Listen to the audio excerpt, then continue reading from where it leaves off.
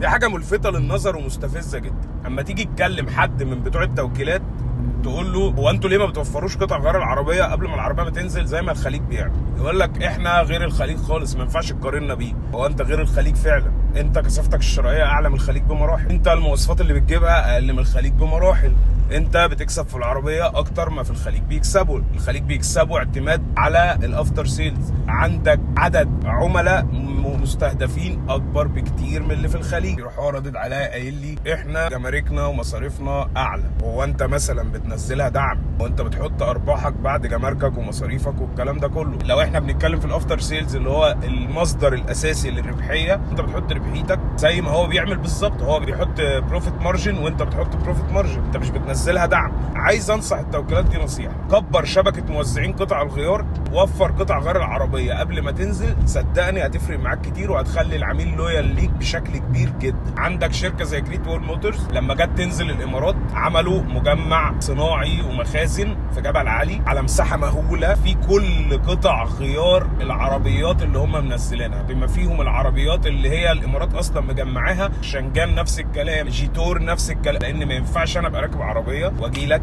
عشان فانوس مثلا تقول لي هجيبه لك اوردر، اما انت مش ضامن او مش مآمن ان انت توفر قطع الغيار. انا كراجل عميل هشتري العربيه ازاي؟